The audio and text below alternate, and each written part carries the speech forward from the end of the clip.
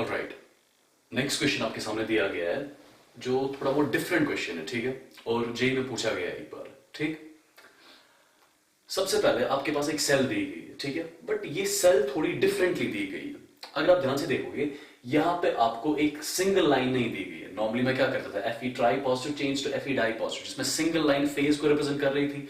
यहां पे आपको एक कॉमा दिया गया है और ब्रैकेट में a इज इक्वल टू 1 लिखा हुआ, अभी यहां पे a इज इक्वल टू 1 दिया गया है। ठीक है, देखो इसका मतलब क्या हो गया।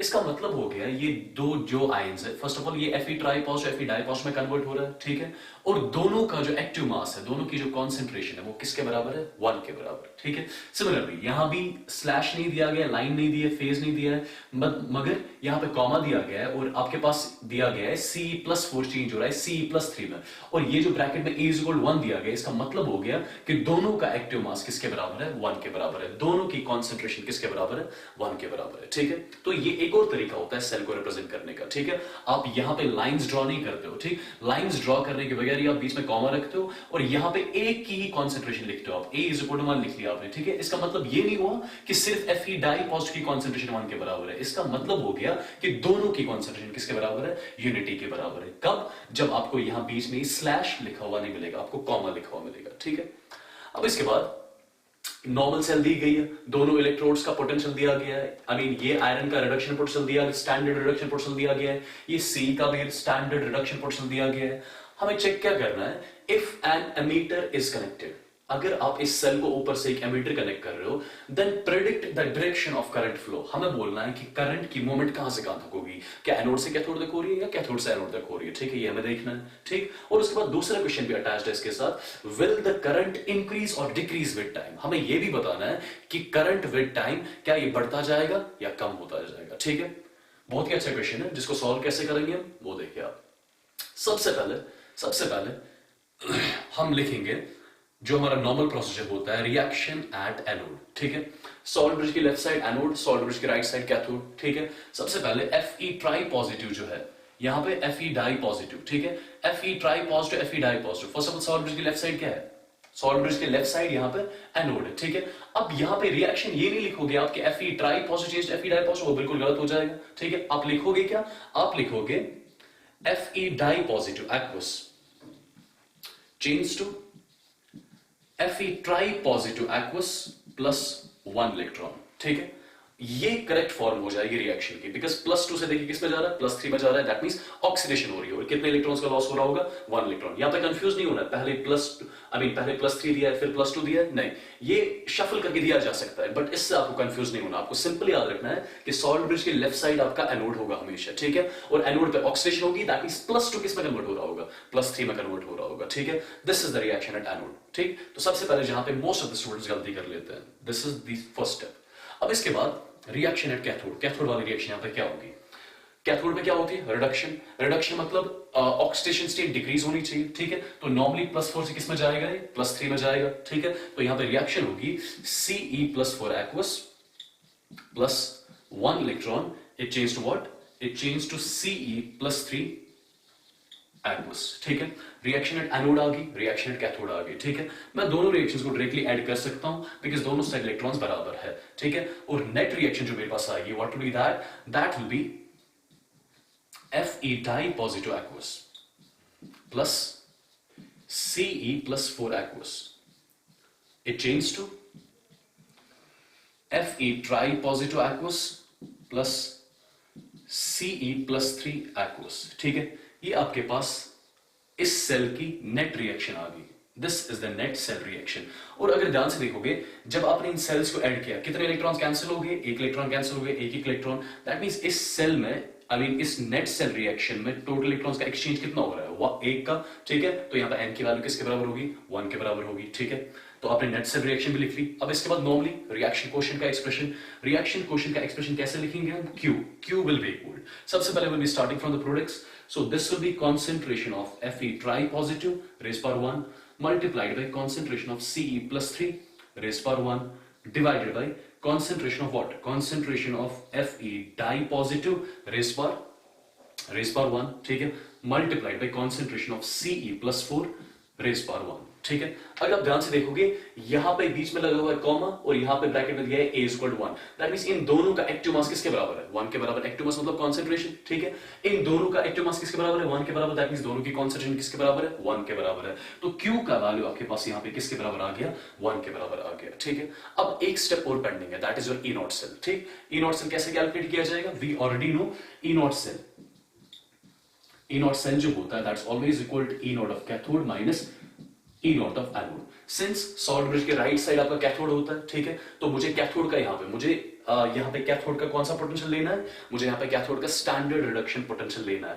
अब देखिए ये जो पोटेंशियल आपके पास दिया है ये आपके पास +4 से +3 में जा रहा है, दैट मींस रिडक्शन हो रही है, दैट मींस ये आपका कैथोड का स्टैंडर्ड रिडक्शन पोटेंशियल दिया गया है which is equal 1.61 minus anode का मुझे क्या चाहिए? एनोड का मुझे स्टैंडर्ड रिडक्शन पोटेंशियल चाहिए, बिकॉज दोनों का हम कौन सी वैल्यूज लेते हैं? दोनों की हम एसआरपी वैल्यूज लेते हैं, ठीक है। तो एनोड का भी मुझे एसआरपी वैल्यू चाहिए। अब देखिए यहां पे क्या ये एसआरपी है कि एसओपी है? देखिए +3 में जा रहा है, +2 में जा रहा है, दैट मींस ऑक्सीजन स्टेट कम हो रही है तो रिडक्शन, तो ये कौन सा पोटेंशियल हो गया? एसआरपी हो गया। तो सिंपल मैं लिखूंगा -0.77 वोल्ट्स, ठीक है, -0.77। इसकी वैल्यू किसके बराबर आ जाएगी? दिस विल बी, ये यहां पे 4 आ जाएगा और यहां पे कितना आ जाएगा? यहां पे कितना आ जाएगा? 15 माइनस 7 कितना हो गया? 8 के बराबर, तो 0.84 वोल्ट्स इसका E नॉट सेल आ गया, ठीक है। E नॉट सेल आपका 0.84 वोल्ट्स आ गया। अब इसके बाद क्या करेंगे हम? सी, इसके बाद नॉर्मली हम ई सेल की वैल्यू कैलकुलेट करेंगे। ई सेल की वैल्यू कैसे कैलकुलेट की जाएगी? By using knowledge equation. E cell will be equal to E not cell. E not cell की वैल्यू किसके बराबर आ चुकी है? 0.84 माइनस 0.0591 डिवाइडेड बाय एन की वैल्यू किसके बराबर? एन की वैल्यू 1 के बराबर है, ठीक है। Log of what? Log of Q, ठीक। तो यहां पे अगर देखो क्यू की वैल्यू किसके बराबर है? 1 के बराबर, तो ये पूरी टर्म किसके बराबर होगी? 0 के बराबर। तो यहां से ई सेल की वैल्यू जो आ गई वो बराबर आ गई 0.84 वोल्ट्स। अगर आप देखोगे ध्यान से यहां पे ई सेल की वैल्यू पॉजिटिव आ रही है, ग्रेटर देन 0 आ रही है, और जिस भी सेल में ईएमएफ पॉजिटिव आता है वो उसमें सेल रिएक्शन स्पॉन्टेनियस होती है, मतलब ये सेल नॉर्मली एक गैल्वेनिक सेल की तरह काम कर रही होगी। और वी नो गैल्वेनिक सेल जब नॉर्मली वर्क करती है उसमें क्या होता है? उसमें करंट की डायरेक्शन होती है फ्रॉम कैथोड टू एनोड। तो सबसे पहले वाले क्वेश्चन का आंसर आपको मिल गया। If an ammeter is connected then predict the direction of current flow. तो फर्स्ट ऑफ ऑल यहां पे ईएमएफ की वैल्यू पॉजिटिव आ गई, that means cell reaction spontaneous हो रही होगी, मतलब एनोड पे ऑक्सीडेशन हो रही होगी, कैथोड पे रिडक्शन हो रही होगी, इलेक्ट्रॉन्स की मूवमेंट एनोड से कैथोड हो रही होगी और करंट की मूवमेंट कैथोड से एनोड तक हो रही होगी, ठीक है। तो वही करंट की डायरेक्शन हमें सबसे पहले पता करनी थी, ठीक। अब इसके बाद एक और चीज देखिए आप, दूसरा क्वेश्चन जो यहां पे दिया गया है, विल द करंट इंक्रीज और डिक्रीज विद टाइम, ठीक है। इसके लिए मुझे थोड़ा बहुत एक कॉन्सेप्ट सिखाना पड़ेगा आपको, ठीक है। और कॉन्सेप्ट क्या है वो देखिए आप।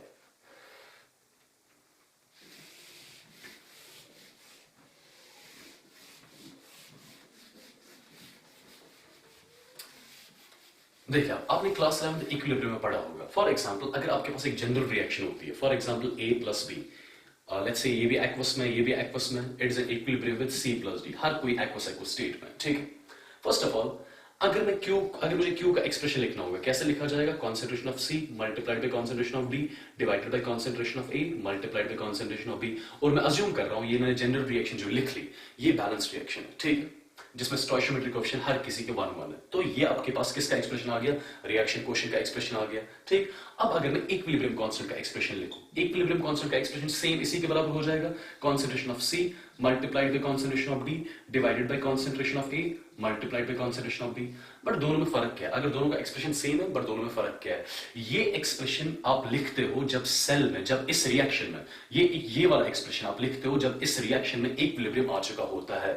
बट ये वाला एक्सप्रेशन तब लिखते हो आप जब ये वाला एक्सप्रेशन आप लिखते हो जब इस रिएक्शन में इक्विलिब्रियम नहीं आ चुका होता है, ठीक है। मतलब this is the expression written before equilibrium, ठीक है, and this is the expression written at equilibrium, ठीक है। तो फर्स्ट ऑफ ऑल इन दो में फर्क, रिएक्शन कोएफिशिएंट और इक्विलिब्रियम कांस्टेंट में फर्क क्या है? ये एक्सप्रेशन आप तब लिखते हो जब सेल में इक्विलिब्रियम आ चुका होता है। अगर इस रिएक्शन में इक्विलिब्रियम नहीं आ चुका होता है तब आप इस एक्सप्रेशन को किससे रिप्रेजेंट करते हो? इस एक्सप्रेशन को आप रिएक्शन कोएफिशिएंट से रिप्रेजेंट कर लेते हो, ठीक है। और एक चीज आपने पढ़ी होगी, अगर किसी रिएक्शन के लिए Q की वैल्यू लेस देन होगी इक्विलिब्रियम कांस्टेंट के, ठीक है, उस टाइम पे क्या होगा? रिमेंबर वन थिंग, हर किसी रिएक्शन का जो रिएक्शन कोशेंट होता है ये किसके बराबर आना चाहता है? ये इक्विलिब्रियम कांस्टेंट के बराबर आना चाहता है, ठीक है। हर किसी रिएक्शन का रिएक्शन कोशेंट इक्विलिब्रियम कांस्टेंट के बराबर आना चाहता है। अगर किसी रिएक्शन में Q की वैल्यू इक्विलिब्रियम कांस्टेंट से कम हुई, दैट मींस ये इस रिएक्शन ये Q जो होगा ये अपनी वैल्यू बढ़ाना चाहेगा। ये Q कैसे अपनी वैल्यू बढ़ाएगा? जब ये ऊपर वाली टर्म बढ़ेगी और नीचे वाली टर्म कम होगी। ऊपर वाली टर्म बढ़ेगी, ऊपर वाली टर्म बढ़ेगी, दैट मींस प्रोडक्ट्स बढ़ेंगे। प्रोडक्ट्स कैसे बढ़ेंगे? जब रिएक्शन प्रोसीड करेगी in the forward direction. That means किसी रिएक्शन में जिसमें Q की value will be less than K equilibrium, कौन सी reaction will proceed? I will say forward reaction will proceed, forward reaction will proceed, ठीक है। और अगर किसी रिएक्शन में रिएक्शन कोशेंट की वैल्यू ज्यादा थी इक्विलिब्रियम कांस्टेंट से, अगर किसी रिएक्शन के लिए रिएक्शन कोशेंट की वैल्यू ज्यादा होती है इक्विलिब्रियम कांस्टेंट से, ठीक है। अभी मैंने आपको बोला हर किसी रिएक्शन का जो रिएक्शन कोशेंट होता है ये किसके बराबर आना चाहता है? इक्विलिब्रियम कांस्टेंट के बराबर आना चाहता है। अगर Q की वैल्यू ज्यादा हुई इसके इक्विलिब्रियम से, दैट मींस Q अपनी वैल्यू क्या करेगा? Q अपनी वैल्यू कम करेगा। Q कैसे अपनी वैल्यू कम कर सकता है? जब ये ऊपर वाली टर्म कम होगी और नीचे वाली टर्म ज्यादा हो जाएगी। ऊपर वाली टर्म कम होगी, that means concentration of products कम होंगी। कॉन्सेंट्रेशन ऑफ प्रोडक्ट्स कब कम होगा? जब यहां पे कौन सी रिएक्शन प्रोसीड करेगी? जब यहां पे बैकवर्ड रिएक्शन प्रोसीड करेगी, ठीक है। ये चीज आपको पहले पता होनी चाहिए जो आपने क्लास 11 इक्विलिब्रियम में पढ़ा होगा, ठीक है। अब ये कॉन्सेप्ट यहां पे यूज किया जाएगा। कैसे कॉन्सेप्ट यूज किया जाएगा? सी देखिए आप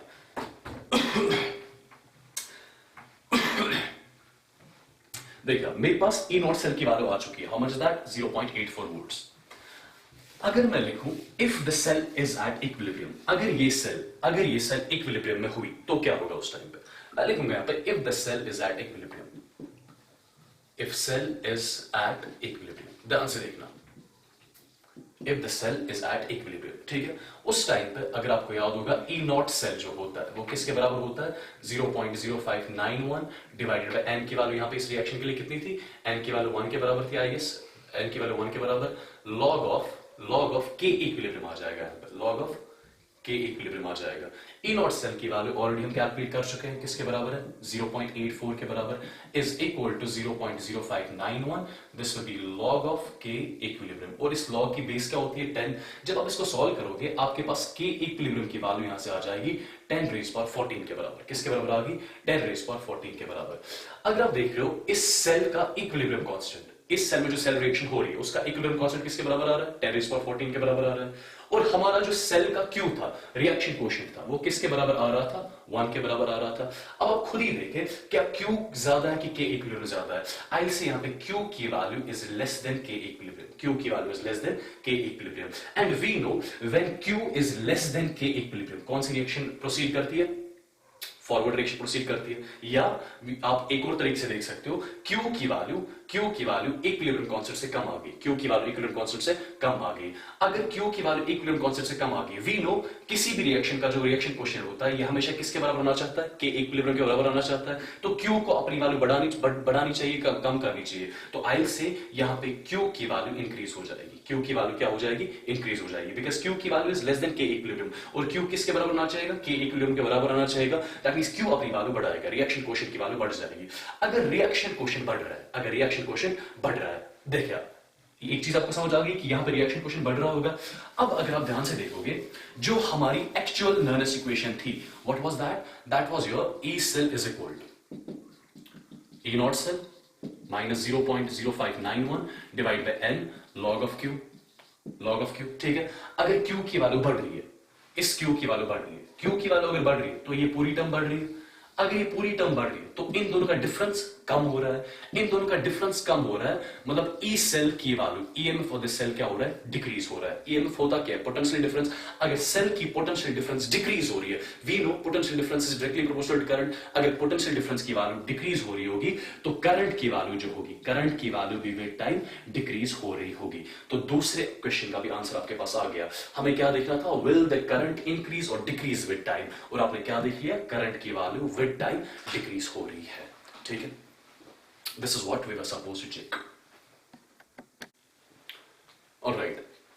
एक नेक्स्ट क्वेश्चन आपके पास, अच्छा क्वेश्चन दिया गया आपको, और अगर आप देख रहे हो, what ratio of Pb dye positive to Sn dye positive concentration is needed to reverse the following cell reaction? Cell reaction दी गई है, ठीक है। हमें बताना है पीबी डाई पॉजिटिव और एसएन डाई पॉजिटिव की कॉन्सेंट्रेशन का रेशियो हमें क्या रखना होगा सच दैट ये सेल रिएक्शन जो होगी ये रिवर्स हो जाएगी, मतलब ये बैकवर्ड डायरेक्शन में प्रोसीड करेगी, ठीक है। और हमें कुछ वैल्यूज दी गई है, reduction standard reduction potential of 10 दिया गया है और standard reduction potential of lead भी दिया गया है, और कैलकुलेशन रिड्यूस करने के लिए हमें एक पैरामीटर दिया गया है 1 डिवाइड बाई 10 रेज़ पावर 1/3 0.458 के बराबर लेना है, ठीक है। अगर बीच में कहीं इंट्रोड्यूस हुआ, सबसे पहली चीज ये जो बीच में सिंबल आप देख रहे हो ये कौन सा सिंबल है? इक्विलिब्रियम का सिंबल, ठीक है। अगर ये सेल रिएक्शन इक्विलिब्रियम में होगी तो आप मुझे बता सकते हो E not cell, E not cell का एक्सप्रेशन क्या लिखा जाएगा 0.0591 डिवाइडेड बाय, यहां का एन फैक्टर इस रिएक्शन का आएगा करना, ठीक है। 0 से +2 में चेंज हो रहा है, दैट मींस 2 इलेक्ट्रॉन दिए होंगे, इसने 2 इलेक्ट्रॉन गेन करे होंगे, 2 इलेक्ट्रॉन कैंसिल हुए होंगे, दैट मींस रिएक्शन में इलेक्ट्रॉन्स का एक्सचेंज कितना हो रहा होगा 2 electrons, log of what, log of K E Q, equilibrium constant, ठीक है। तो first of all E not cell, E not cell हम कैलकुलेट करते कैसे? ई नॉट सेल अगर आपको याद होगा, E not cell is equal to E not of cathode minus E not of anode, ठीक है। फर्स्ट ऑफ ऑल ये रिलेशन क्यों यूज करी मैंने, बिकॉज मैं अज्यूम कर रहा हूं ये रिएक्शन कहां पे, इक्विलिब्रियम में, और जब भी रिएक्शन इक्विलिब्रियम में होती है ई सेल की वैल्यू 0 के बराबर होती है, जो ऑलरेडी डिस्कस कर चुके हैं। ई सेल की वैल्यू 0 के बराबर होती है, that means E not cell किसके बराबर होगा 0.0591 divided by n log of equilibrium constant, ठीक है। This will be equal 0.0591 divided by 2, ठीक है, log of K equilibrium, K equilibrium का एक्सप्रेशन क्या लिखा जाएगा, concentration of SN di positive divided by concentration of what, divided by concentration of PB di positive, ठीक है। अब फर्स्ट ऑफ ऑल ये आपके पास ई not C, E naught A, cathode का स्टैंडर्ड रिडक्शन पोटेंशियल, एनोड का स्टैंडर्ड रिडक्शन पोटेंशियल। अगर आप ध्यान से देख रहे हो यहाँ पे टिन की ऑक्सीडेशन हो रही है, दैट मींस टिन क्या कर रहा होगा, एक्ट एज एनोड। यहाँ पे पीबी की क्या हो रही है, पीबी की रिडक्शन हो रही है, तो ये जो लेड होगा इसका क्या बना होगा, कैथोड, ठीक है। तो ये जो लेड है आपका, बेसिकली लेड आपका कैथोड है और टिन आपका क्या यहाँ पे एक्ट कर रहा है, एनोड, ठीक। तो कैथोड का रिडक्शन पोटेंशियल पहले, लेड का रिडक्शन पोटेंशियल दिया गया है विच is equal minus 0.126 minus anode का स्टैंडर्ड रिडक्शन पोटेंशियल, एनोड का स्टैंडर्ड रिडक्शन पोटेंशियल, एनोड किसका बना हुआ है, 10 का, तो 10 का यहाँ पे एसआरपी यूज किया जाएगा जो दिया गया है माइनस 0.136 के बराबर, ठीक है, which will be equal to 0.0591 divided by 2, this will be log of concentration of SN di positive divided by concentration of PB di positive, ठीक है। अब फर्स्ट ऑफ ऑल क्या कर लो, आप इन दोनों को सब्ट्रैक्ट कर लो, ये यहाँ पे 0 आ जाएगा, ये यहाँ पे आ जाएगा 6 माइनस 6 हो गया 0, 3 माइनस 2 हो गया 1, 1 माइनस 1 हो गया 0, तो 0.01 आ रहा है यहाँ पे, ठीक है। तो यहाँ पे फर्स्ट ऑफ ऑल इन दोनों का डिफरेंस किसके बराबर आ रहा है, 0.01 के बराबर, which is equal 0.0591 divided by 2, this is log of SN di positive divided by concentration of what, PB di positive, ठीक है। जब आप इसको फर्दर सॉल्व करोगे आपके पास यहां पे आपके पास डायरेक्टली यहां पे वैल्यू आ जाएगी concentration of SN di positive divided by concentration of PB di positive. इसकी वैल्यू डायरेक्टली मैं ले रहा हूं, इसकी वैल्यू डायरेक्टली आ रही है आपके पास, आई टेल यू,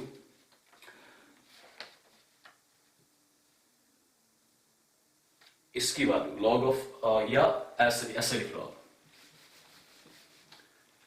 आप लिख लो log of 10 SN di positive concentration divided by PB di positive concentration, ठीक है। जब आप फर्दर ये सॉल्व करोगे, इस 2 को मल्टीप्लाई इससे कर रहे हो, फिर डिवाइड किससे करो 0.059 से, आपका वैल्यू यहां पे किसके बराबर आ रहा है, आपका वैल्यू यहां पे 1/3 के बराबर आ रहा है, ठीक है। तो यहां पे आप log 10 concentration of this divide by concentration of this की वैल्यू 1/3 के बराबर आ गई, तो आप लिख सकते हो concentration of SN di positive divided by concentration of PB di positive की वैल्यू 10 रेज़ पावर 1/3 आ रही होगी, 10 रेज़ पावर 1/3 आ रही होगी। बेसिकली ये SN di positive concentration divided by PB di positive concentration, ये SN di positive concentration divide by PB di positive concentration जो है ये बेसिकली है क्या, ये इक्विलिब्रियम कांस्टेंट की वैल्यू है, KEQ की वैल्यू, ठीक है। अब फर्स्ट ऑफ ऑल अगर मैं यहाँ पे दोनों का रेसिप्रोकल लूंगा, सिंस मुझे क्या देखना है, what ratio of PB di positive to SN di positive concentration, तो इसका रेसिप्रोकल ले लो आप, तो आपके पास आ जाएगा concentration of PB di positive divided by concentration of SN di positive will be equal to 1 divided by 10 raise power 1/3, ठीक है, which will be equal to 1 divided by equilibrium constant, which will be equal to 1 by 10 power 1 by 3 किसके बराबर दिया गया है? 0.458 के बराबर दिया गया है। ठीक है, ये चीज आपको समझ आ गई होगी। ठीक, अब इसके बाद एक और चीज देखिए आप, 1 divide by 10 raise power 1 by 3 की वैल्यू आपको 0.458 के बराबर दी गई है। ठीक है, ये कैलकुलेशन एक बार फिर से देखते हैं। This will B 0.02 divided by this, यहाँ पे कैलकुलेशन में आई गेस कहीं एरर आ रहा है। Sn die positive concentration divided by Pb die positive concentration is equal to 10 raised power 1 by 3. No, it's perfectly fine.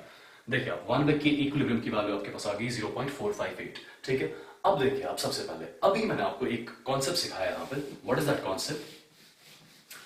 मैंने आपको अभी एक कॉन्सेप्ट सिखाया, जब भी किसी रिएक्शन में Q की value is less than K equilibrium, Q की value is less than K equilibrium, कौन सी रिएक्शन प्रोसीड करती है? फॉरवर्ड रिएक्शन के बैकवर्ड रिएक्शन। देखिए अब अगर Q की वैल्यू कम है K इक्विलिब्रियम से, ठीक है, तो Q अपनी वैल्यू बढ़ाएगा, दैट मींस प्रोडक्ट्स की कंसंट्रेशन बढ़ जाएगी, प्रोडक्ट्स की कंसंट्रेशन बढ़ जाएगी, that means forward reaction proceed करेगी। तो यहां पे अभी फॉरवर्ड रिएक्शन प्रोसीड करेगी अगर Q की value will be less than K equilibrium. ठीक है, अगर Q की value is greater than K equilibrium, that means खुद ब खुद कौन सी रिएक्शन प्रोसीड करेगी? बैकवर्ड रिएक्शन प्रोसीड करेगी। ठीक है, हमें चेक करना है, हमें इस रिएक्शन को बैकवर्ड डायरेक्शन में प्रोसीड करना है। ठीक है, अगर इस रिएक्शन को बैकवर्ड डायरेक्शन में प्रोसीड कराना है, देन Q की वैल्यू किससे ज्यादा होनी चाहिए? K इक्विलिब्रियम से ज्यादा होनी चाहिए। Q की value should be greater then K equilibrium, तब जाके ये रिएक्शन रिवर्स हो जाएगी, तब जाके ये बैकवर्ड डायरेक्शन में प्रोसीड करेगी। ठीक है, अब फर्स्ट ऑफ ऑल इस रिएक्शन के लिए Q का एक्सप्रेशन कैसे लिखा जाएगा? Q का expression is nothing, that is concentration of Sn di positive divided by concentration of Pb di positive. ठीक है, इसकी value should be greater than equilibrium constant. Equilibrium constant कौन सा आपका? इक्विलिब्रियम कांस्टेंट की वैल्यू किसके बराबर है?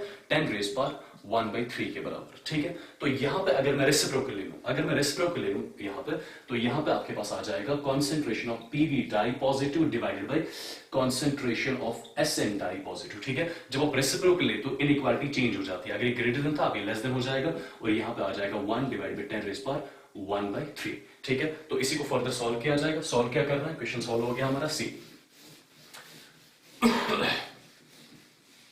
देखिए आप, यहां पे लिखूंगा मैं concentration of Pb di positive divided by concentration of Sn di positive should be less than 1 divided by 10 raised power 1 by 3 की वैल्यू किसके बराबर है? 0.458 के बराबर है।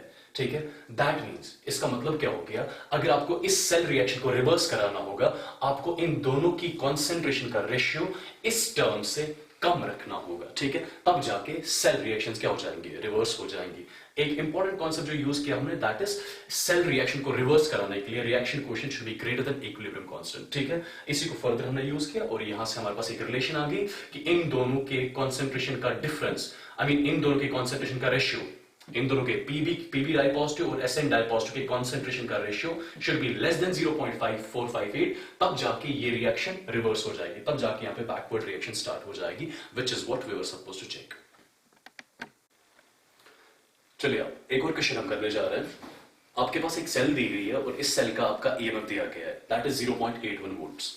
सेल क्या दी गई है? Metal solid change to Mn positive aqueous, जिसकी कॉन्सेंट्रेशन दी गई है, बीच में सॉल्ट ब्रिज, यहाँ पे H पॉजिटिव एक्वस, इसकी कॉन्सेंट्रेशन दी गई है 1 molar, it change to H2 gas, जिसका प्रेशर दिया गया है 1 bar. Calculate the valency of the metal N। हमें इस N की वैल्यू यहाँ पे कैलकुलेट करनी है, if E naught M changed to Mn positive, that means इस मेटल का ये यहाँ पे स्टैंडर्ड ऑक्सीजन पोटेंशियल दिया गया है, which is 0.76 वोल्ट्स। ठीक है, अब सबसे पहली चीज, नॉर्मली क्वेश्चंस को वैसे ही प्रोसीड किया जाएगा जैसे हम करते हैं। ठीक है, सबसे पहले क्या किया जाएगा? I write reaction at anode. Anode पे रिएक्शन क्या हो रही है? ठीक है, अब सबसे पहली चीज, सॉल्ट ब्रिज के लेफ्ट साइड आपका एनोड होता है। ठीक है, मेटल किस में चेंज हो रहा है? Mn पॉजिटिव में चेंज हो रहा है। जब ये मेटल सॉलिड Mn पॉजिटिव में चेंज हो रहा होगा, Mn पॉजिटिव एक्वस में चेंज हो रहा होगा, और कितने इलेक्ट्रॉन दे रहा होगा? यहाँ पे ये n इलेक्ट्रॉन्स दे रहा होगा। ठीक है, अगर सोडियम होता तो Na positive plus 1 electron, magnesium होता है Mg di positive plus 2 electrons, metal है Mn पॉजिटिव में चेंज हो रहा है तो n इलेक्ट्रॉन्स देगा। ठीक है, similarly reaction at cathode, cathode वाली रिएक्शन क्या होगी? H पॉजिटिव किस में चेंज हो रहा है? H2 में चेंज हो रहा है, तो रिएक्शन आपको ऑलरेडी पता है, that is twice H positive aqueous plus कितने इलेक्ट्रॉन्स? दो electrons, it will change to what, it will change to H2 gas. Reaction at anode भी आ गई, रिएक्शन एट कैथोड भी आ गई, ठीक है। दोनों रिएक्शंस को डायरेक्टली ऐड कर सकते हो आप? नहीं, बिकॉज यहाँ पे इलेक्ट्रॉन्स 2 है, यहाँ पे n है, हमें इलेक्ट्रॉन्स को बैलेंस करना होगा। तो इस ऊपर वाली रिएक्शन को मल्टीप्लाई 2 से करें आप, नीचे वाली रिएक्शन को मल्टीप्लाई n से करें, तब जाके यहाँ पे इलेक्ट्रॉन्स हो जाएंगे 2n और यहाँ पे इलेक्ट्रॉन्स हो जाएंगे 2n कैंसिल हो जाएगा और total number of electrons exchanged in the net reaction कितना आ जाएगा? 2n के बराबर आ जाएगा, ठीक है। तो यहाँ पे मैं नेट सेल रिएक्शन लिखूंगा, दैट विल बी, यहाँ पे लिखूंगा मैं ट्वाइस मेटल सॉलिड प्लस ये हो जाएगा 2n times H positive aqueous, ठीक है। इट चेंज टू यहां पे आ जाएगा twice Mn positive aqueous plus ये आ जाएगा n टाइम्स H2 गैस। ये आपके पास नेट सेल रिएक्शन आ गई। और इस नेट सेल रिएक्शन अगर आप देखोगे कितने इलेक्ट्रॉन्स का एक्सचेंज हो रहा है, सिंपली देखिए कितने इलेक्ट्रॉन्स कैंसिल होंगे, ये होंगे 2n, यहां से 2n, तो यहां पे total number of electrons exchange जो है वो किसके बराबर है? 2n के बराबर है, ठीक है। अब इसके बाद आप क्या करें, इसके बाद रिएक्शन कोएफिशिएंट का एक्सप्रेशन लिखे। रिएक्शन कोएफिशिएंट का एक्सप्रेशन क्या आ जाएगा? कॉन्सेंट्रेशन ऑफ Mn पॉजिटिव, इसका स्क्वायर लिया जाएगा, सिम multiplied by partial pressure of H2 raise power stoichiometric coefficient कितना है? n के बराबर, ठीक है, डिवाइडेड बाय मेटल, यहाँ पे सॉलिड में एक्टिव मास 1 के बराबर, यहाँ पे H पॉजिटिव की कॉन्सेंट्रेशन ली जाएगी रेज्ड पावर 2n, ठीक है। अब इसके बाद Mn पॉजिटिव की कॉन्सेंट्रेशन कितनी दी गई है? कॉन्सेंट्रेशन दी गई 0.02, मतलब 2 into 10 raised power -2, तो 2 मल्टीप्लाइड बाय 10 पावर -2 का स्क्वायर, ठीक है, ये square. Partial pressure of H2 कितना दिया गया है? 1 के बराबर दिया गया है। H पॉजिटिव कॉन्सेंट्रेशन कितनी दी गई? 1 के बराबर, 1 raised power anything is 1, तो यहाँ पे QC का एक्सप्रेशन आ गया आपके पास 4 into 10 raised power -4 के बराबर, ठीक है। अब इसके बाद E0 सेल कैलकुलेट करें। E0 सेल किसके बराबर होगा? That will B E0 of cathode minus E0 of anode, ठीक है। अब कैथोड आपका हाइड्रोजन है, एनोड आपका कौन सा है? ये मेटल है, ठीक है। सबसे पहले हाइड्रोजन का स्टैंडर्ड रिडक्शन पोटेंशियल, कैथोड का स्टैंडर्ड रिडक्शन पोटेंशियल 0 के बराबर, माइनस यहाँ पे एनोड का, इस मेटल का भी कौन सा पोटेंशियल लेना है? स्टैंडर्ड रिडक्शन पोटेंशियल लेना है। बट ये जो पोटेंशियल दिया गया है, क्या ये स्टैंडर्ड रिडक्शन पोटेंशियल है कि स्टैंडर्ड ऑक्सीडेशन पोटेंशियल है? ये आपको स्टैंडर्ड ऑक्सीडेशन पोटेंशियल दिया गया है, तो हम इसको कन्वर्ट करेंगे पहले स्टैंडर्ड रिडक्शन पोटेंशियल में, जो वैल्यू किसके बराबर होगी? -0.76 के बराबर, तो वैल्यू आ जाएगी यहाँ पे 0.76 वोल्ट। किसकी वैल्यू? E0 सेल की वैल्यू, ठीक है। हमें कैलकुलेट करना क्या है एक्चुअली? हमें बेसिकली इस n की वैल्यू कैलकुलेट करनी है। n की वैल्यू कैसे कैलकुलेट करी जाएगी? सिंपल नर्नेस्ट इक्वेशन फिर से यूज करूंगा मैं। देखिए आप नर्नेस्ट इक्वेशन क्या होती है? E सेल, अगर आप देख लो the EMF of the cell is 0.81, that means E cell की वैल्यू दी गई है 0.81 which will be equal to E0 cell. E0 cell किसके बराबर दिया गया? I mean E0 cell calculate करा हमने, which is 0.76 minus 0.0591 divided bye electron exchange, कितना है टोटल? 2n इलेक्ट्रॉन्स एक्सचेंज हो रहे हैं। Log of what? Log of Q। Q की वैल्यू किसके बराबर आ चुकी है? 4 into 10 raised power -4 के बराबर, ठीक है। अब इसको फर्दर सॉल्व करना है, 0.81 माइनस 0.76 किसके बराबर हो जाएगा? 0.05 के बराबर, ये आ गया -0.0591 डिवाइडेड बाय 2n, ठीक है। अब आ गया log of m into n, किसके बराबर होगा? Log of m plus log of n, ठीक है। अब यहां पे क्या कर ले आप? इस 2n को यहां ले जाए, 2n को यहां ले जाओ, 0.05 को यहां ले जाओ, या सिर्फ n को यहां ले जाओ। n will be equal to -0.0591 divided by 2 multiplied by 0.05, 2 multiplied by 0.05। log 4 की वैल्यू किसके बराबर होती है? log 4 की वैल्यू होती है 0.6 के बराबर। अब log of m to the power n आ गया, वो बराबर होगा n log m, तो -4 के बराबर आ गया, log 10 तो 1 के बराबर ही हो जाएगा। जब आप ये वैल्यू सॉल्व करोगे आपके पास n की वैल्यू यहाँ पे 2 के बराबर आ जाएगी। यही n बेसिकली हमें कैलकुलेट करना था। We were supposed to calculate the value of n whose value comes out to be what? 2. Is that clear? ठीक है। Alright, जो next question आपको दिया गया है, calculate the mass of NaOH required to be added to the cathode to consume all the H positive ions in the following cell. हमें calculate करना है कि हमें कितना NaOH का कितना मास कैथोड साइड डालना होगा सच दैट कैथोड साइड जितने भी H पॉजिटिव होंगे वो कंप्लीटली खत्म हो जाएंगे, ठीक है। वो हमें बेसिकली चेक करना है, ठीक। तो बेसिकली कर क्या रहे हैं हम कैथोड वाला कंटेनर जो हमारा होगा, कैथोड वाला कंटेनर, ठीक है, इसमें NaOH ऐड करते जाएंगे, ठीक है। और कैथोड की कंटेनर में बेसिकली आपके पास H पॉजिटिव आयंस होंगे, वो किसके साथ रिएक्ट करेंगे? इस एसिड के H पॉजिटिव आयंस इस बेस के OH नेगेटिव आयंस के साथ रिएक्ट करेंगे, ठीक है। हमें बताना है कि कितना मास ऑफ NaOH यहाँ पे कैथोड वाले कंटेनर में हमें डालना पड़ेगा सच दैट ये सारे H पॉजिटिव यहाँ पे कंज्यूम हो जाएंगे, मतलब सारे H पॉजिटिव इस OH नेगेटिव के साथ रिएक्ट कर जाएंगे। ये हमें पूछा गया क्वेश्चन में, ठीक है। और आपको एक सेल दी गई है, इस सेल का एनो दिया गया है और आपको जिंक का यहाँ पे स्टैंडर्ड ऑक्सीडेशन पोटेंशियल दिया गया है, ठीक। अब इस क्वेश्चन को अप्रोच कैसे किया जाएगा, देखिए आप नॉर्मल प्रोसीजर जैसे हम करते हैं। How do we solve these questions, complete cell वाले रिएक्शन एट एनोड। एनोड पे आप बता सकते हो रिएक्शन क्या होगी, zinc solid change to Zn di positive aqueous plus कितने इलेक्ट्रॉन्स, 2 इलेक्ट्रॉन्स, ठीक है। रिएक्शन एट कैथोड भी आप बता सकते हो, H पॉजिटिव यहाँ पे H2 +1 से 0, that means reduction. We know that reduction reaction क्या होगी, twice H positive aqueous plus 2 electrons, it change to what, it change to H2 gas, ठीक है। और इस H2 गैस का प्रेशर यहाँ पे दिया गया है 1 बार के बराबर, ठीक है। अब फर्स्ट ऑफ ऑल अगर मैं यहाँ पे दोनों रिएक्शंस को ऐड करूं, बिकॉज इलेक्ट्रॉन्स ऑलरेडी बैलेंस्ड है, दोनों रिएक्शंस को जब भी ऐड किया जाएगा ये आ जाएगा zinc solid plus twice H positive aqueous, it change to what, it change to Zn di positive aqueous plus H2 gas, ठीक है। ये आपके पास नेट सेल रिएक्शन आ गई। इस नेट सेल रिएक्शन में इलेक्ट्रॉन्स का एक्सचेंज कितना हो रहा है, आप इजीली बता सकते हो, यहाँ पे 2 इलेक्ट्रॉन्स का एक्सचेंज हो रहा है, ठीक है। 2 इलेक्ट्रॉन्स कैंसिल आउट हो जाएंगे। अब फर्स्ट ऑफ ऑल इस नेट सेल रिएक्शन के लिए रिएक्शन क्वोशिएंट का एक्सप्रेशन लिखिए आप। रिएक्शन क्वोशिएंट किसके बराबर होगा, concentration of Zn di positive, concentration of Zn di positive जो किसके बराबर है 0.1, that means 10⁻⁻1 divided by multiplied by partial pressure of H2 जो 1 के बराबर दिया गया, इससे मतलब नहीं है कोई, डिवाइड बाय ये सॉलिड है, इसका active mass 1, H positive concentration हमें कैलकुलेट करनी है, H positive concentration rays power 2, ठीक है।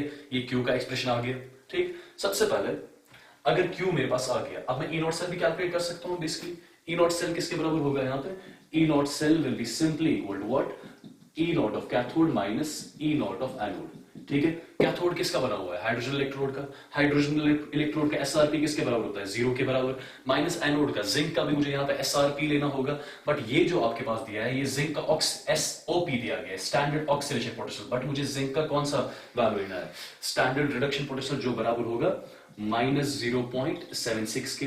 तो यहाँ पे E नॉट सेल की वैल्यू आ गई 0.76 वोल्ट्स, ठीक है। E नॉट सेल आ गया, Q का एक्सप्रेशन आ गया, N की वैल्यू आ गई, हम इजीली यहाँ पे नर्वस इक्वेशन यूज कर सकते हैं, ठीक है।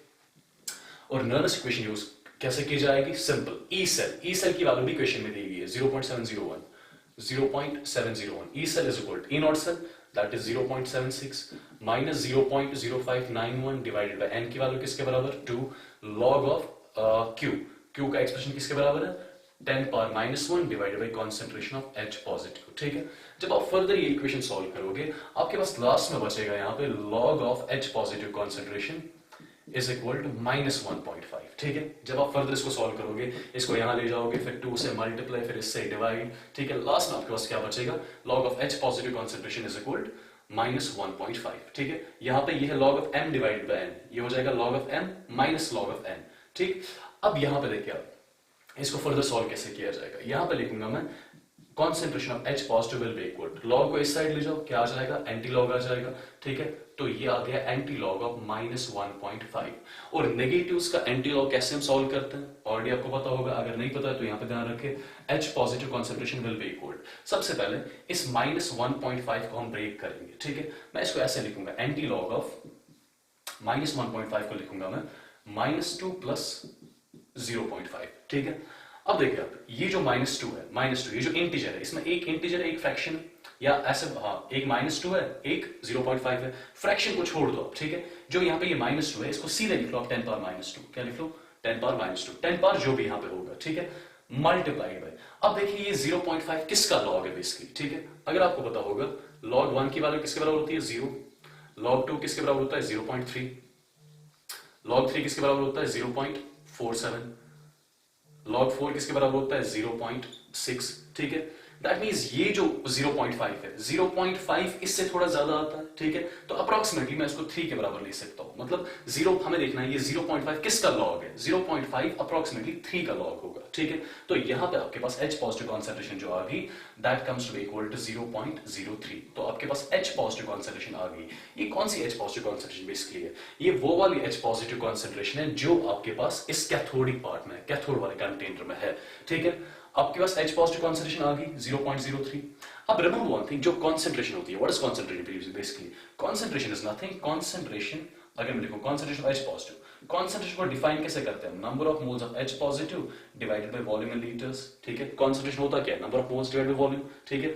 तो आपके पास H पॉजिटिव कॉन्सेंट्रेशन की वैल्यू आ चुकी है 0.03, volume in litres, volume in litres अगर आप ध्यान से देखोगे यहाँ पे वॉल्यूम कितना दिया गया आपका कैथोडिक कंटेनर का 1 लीटर, तो आपके पास number of moles of H positive यहाँ पे आ गई 0.03 के बराबर। ये आपके पास number of moles of H positive आ गए कैथोड वाले कंटेनर में। बट क्या हमें ये कैलकुलेट करना है, नहीं, हमें कैलकुलेट करना है कि कितना मास ऑफ NaOH आपको डालना होगा कैथोड वाले कंटेनर में सच दैट जो भी H पॉजिटिव वहां पे होंगे वो कंज्यूम हो जाएंगे, ठीक है। वो कब पॉसिबल होगा, अगर मैं कैथोड वाले कंटेनर की बात करूं जिसमें H पॉजिटिव होंगे, ठीक है, वो H पॉजिटिव अगर मैं उसमें NaOH डालूं वो H पॉजिटिव विद टाइम कम होते जाएंगे। अब समझे ये कैथोडिक कंटेनर है, इसमें आपके पास क्या है H पॉजिटिव आयंस है। अब आप इसमें कोई बेस डाल रहे हो, NaOH डाल रहे हो, ये NaOH क्या करता जाएगा, इस H पॉजिटिव, ये बेस का जो OH नेगेटिव होगा, ये बेस का जो OH नेगेटिव होगा, ये इस H पॉजिटिव के साथ रिएक्ट करके क्या बना रहा होगा, वाटर बना रहा होगा यहाँ पे, ठीक है। अब सबसे पहली चीज हमें चेक करना है कि कितना NaOH हमें यहाँ पे डालना होगा सच दैट ये पूरे H पॉजिटिव यहाँ पे कंज्यूम हो जाएंगे, ठीक है। फर्स्ट ऑफ ऑल अगर मुझे पूरे H पॉजिटिव्स को कंज्यूम कराना है, कैसे कंज्यूम कराना है, बाय एडिंग NaOH, तो I can say number of moles of acid HCl जिससे ये H पॉजिटिव आ रहा है, this should be equal to number of moles of base, ठीक है। जितने मोल्स ऑफ एसिड यहाँ पे होंगे उतने ही मोल्स ऑफ बेस मुझे ऐड कराने हैं, तब जाके यहाँ पे कंप्लीट न्यूट्रलाइजेशन होगी, तब जाके पूरे H पॉजिटिव यहाँ पे कंबाइन हो जाएंगे सोच नेगेटिव से, तब जाके यहाँ पे कोई H पॉजिटिव बचेगा ही नहीं, ठीक है। Number of moles of HCl मतलब number of moles of HCl same होंगे as that of number of moles of H positive जो किसके बराबर है 0.03 के बराबर, will be equal to number of moles of NaOH, इसको लिख सकता हूं मैं mass of NaOH divided by mole mass of NaOH that is equal to 40 grams per mole. तो आपके पास मास ऑफ NaOH आ जाएगा यहाँ पे 1.2 ग्राम्स के बराबर। दैट मींस आपको यहाँ पे कैथोडिक कंटेनर में 1.2 ग्राम्स ऑफ NaOH डालना पड़ेगा, तब जाके यहाँ पे पूरे के पूरे H पॉजिटिव यहाँ पे कंज्यूम हो जाएंगे। कॉन्सेप्ट क्या यूज किया मैंने, पहले number of moles of H positive निकाले कैथोडिक कंटेनर में, इस कंटेनर में कितने H पॉजिटिव्स है, जितने रिमेंबर वन थिंग, जितने यहाँ पे कंटेनर में H पॉजिटिव होंगे दैट मींस उतना ही एसिड होगा यहाँ पे, ठीक है। बिकॉज जो एसिड है HCl इट इज मोनोबेसिक, किस में कन्वर्ट होता है H पॉजिटिव Cl नेगेटिव, तो जितने मोल्स ऑफ HCl होंगे उतने ही मोल्स ऑफ H पॉजिटिव भी होंगे यहाँ पे, ठीक है। तो फर्स्ट ऑफ ऑल मैंने H पॉजिटिव की कॉन्सेंट्रेशन निकाल ली। H पॉजिटिव कॉन्सेंट्रेशन किसके बराबर होगी, कॉन्सेंट्रेशन बेसिकली डिफाइन ही कैसे करते हैं, number of moles divide by volume. तो यहाँ पे लिखा मैंने number of moles of H positive divide by volume in litres, मेरे पास number of moles of H positive आ गए, यहाँ पे number of moles of H positive अगर आ गए दैट मींस मेरे पास number of moles of acid आ गए, ठीक है। बेसिकली आपके पास इस कंटेनर में एसिड प्रेजेंट है और आप ऊपर से बेस ऐड कर रहे हो, आपको तब तक बेस ऐड करनी है जब तक ये पूरा एसिड खत्म नहीं हो जाता, ठीक है। वो कब पॉसिबल है, जब यहाँ पे जितने मोल्स ऑफ एसिड होंगे उतने ही मोल्स ऑफ बेस आप ऐड करोगे। तो number of moles of HCl should be equal number of moles of NaOH। HCl के नंबर ऑफ मोल्स कैलकुलेट कर चुके हो, number of moles of NaOH किसके बराबर हो जाएगा, मास of NaOH divided by molar mass. यहां से मास ऑफ NaOH की वैल्यू कितनी आएगी 1.2 ग्राम्स। दैट मींस आपको यहां पे 1.2 ग्राम्स ऑफ बेस यहां पे कैथोडिक कंटेनर में डालना होगा सच दैट यहां पे कंप्लीट न्यूट्रलाइजेशन होगी, मतलब पूरे के पूरे H पॉजिटिव यहां पे खत्म हो जाएंगे, ठीक है। This is what we were supposed to calculate. Alright, जो नेक्स्ट क्वेश्चन आपके पास दिया गया है, EMF of the cell is 0.98 volts. Calculate the degree of dissociation of HOCl. Bracket में दिया गया है वीक एसिड, मतलब ये HOCl वीक एसिड है। E not Ag positive change to Ag is equal to 0.8 volts और आपको एक सेल दी गई है, ठीक है। हमें कैलकुलेट क्या करना है, हमें इस वीक एसिड का डिग्री ऑफ डिसोसिएशन कैलकुलेट करना है, ठीक है। डिग्री ऑफ डिसोसिएशन मतलब अल्फा की वैल्यू कैलकुलेट करनी है। सबसे पहली चीज, ये जो HOCl आपका है, ये जो वीक एसिड होगा HOCl, ठीक है।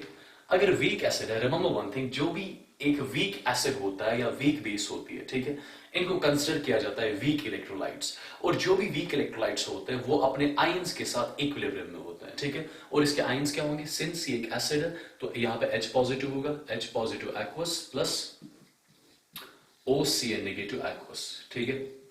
अब सबसे पहली चीज, अगर ये वीक एसिड एक वीक इलेक्ट्रोलाइट है दैट मींस ये पूरा डिसोसिएट नहीं हुआ है, पूरा डिसोसिएट नहीं हुआ है। लेट्स से इस रिएक्शन का डिग्री ऑफ डिसोसिएशन जो है वो किसके बराबर है, अल्फा के बराबर है। सबसे पहली चीज अगर मैं लिखूं time t is equal to 0, time t is equal to 0 का मतलब है कि ये रिएक्शन अभी स्टार्ट नहीं हुई है, ठीक है। अगर रिएक्शन स्टार्ट नहीं हुई है, आपके पास सिर्फ अभी time t is equal to 0 पे सिर्फ रिएक्टेंट होगा। लेट्स से रिएक्टेंट की कॉन्सेंट्रेशन किसके बराबर है, c के बराबर। क्या H पॉजिटिव इस टाइम कुछ बना होगा, कुछ नहीं बना होगा, बिकॉज रिएक्शन स्टार्ट ही नहीं हुई है, time t is equal to 0 की बात चल रही है, ये भी कितना होगा 0, ठीक है।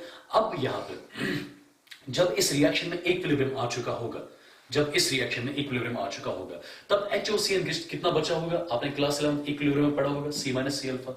ये कितना फॉर्म हुआ होगा, C अल्फा। ये कितना फॉर्म हुआ होगा, C अल्फा, ठीक है। What is C? C is the initial concentration of HOCN। क्या HOCN की इनिशियल कॉन्सेंट्रेशन दी गई है 1.3 मल्टीप्लाइड बाय 10 पावर माइनस 3, ठीक है।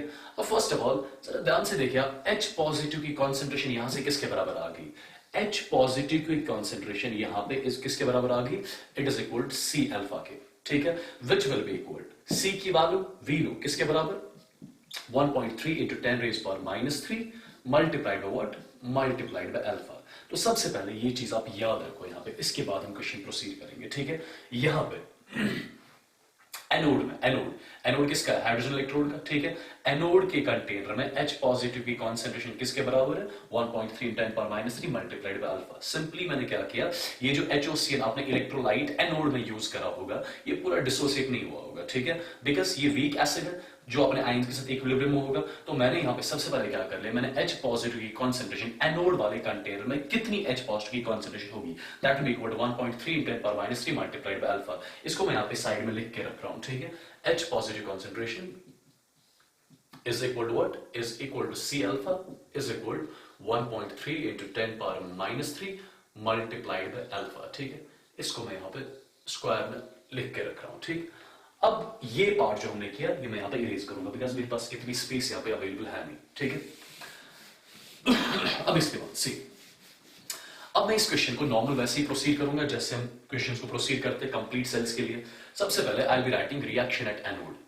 एनोड पे क्या हो रही है, ऑक्सीडेशन हो रही होगी, H2 किस में चेंज हो रहा होगा, twice H positive plus 2 electrons, ठीक है। सबसे पहले I am writing reaction at anode, which is your H2 gas, किस में कन्वर्ट हो रहा होगा, ट्वाइस H पॉजिटिव एक्वस